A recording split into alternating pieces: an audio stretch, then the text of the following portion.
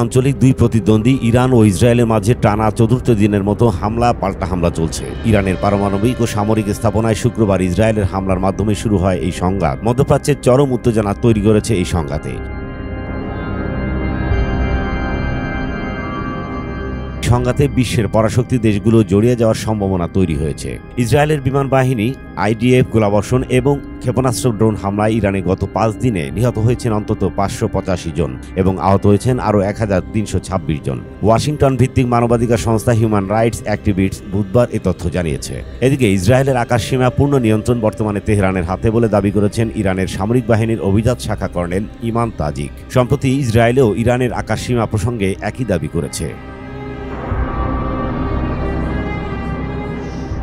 ইসরায়েলকে লক্ষ্য করে 2 দফা ক্ষেপণাস্ত্র হামলা করেছে ইরান। দ্বিতীয় দফা হামলার সামাজিক যোগাযোগ মাধ্যম এক্সে পোস্ট করা এক বার্তায় কর্নেল তাজিক বলেছেন, আজ রাতের ক্ষেপণাস্ত্র হামলা এটা প্রমাণ করে যে আমরা দখলদার বাহিনীর আকাশসীমা সম্পূর্ণভাবে নিয়ন্ত্রণ করছি এবং সেখানকার বাসিন্দারা ইরানের ক্ষেপণাস্ত্র হামলার সামনে সম্পূর্ণ অরক্ষিত। অন্যদিকে ইসরায়েল ও ইরানের মধ্যে চলমান সংঘাতের কারণে ইসরায়েলে অবস্থিত মার্কিন দূতাবাস আগামী শুক্রবার পর্যন্ত বন্ধ থাকবে বলে ঘোষণা দেওয়া হয়েছে। পাশাপাশি কর্মকর্তা এবং তাদের পরিবারকে নিরাপদ স্থানে আশ্রয় নেওয়ার নির্দেশ দিয়েছে দূতাবাস।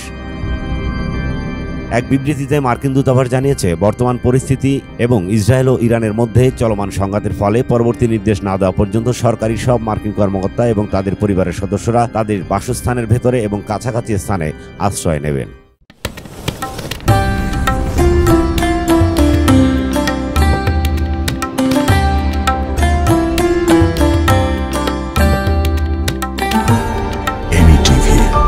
স্বাধীন বাংলার স্বাধীন কণ্ঠ।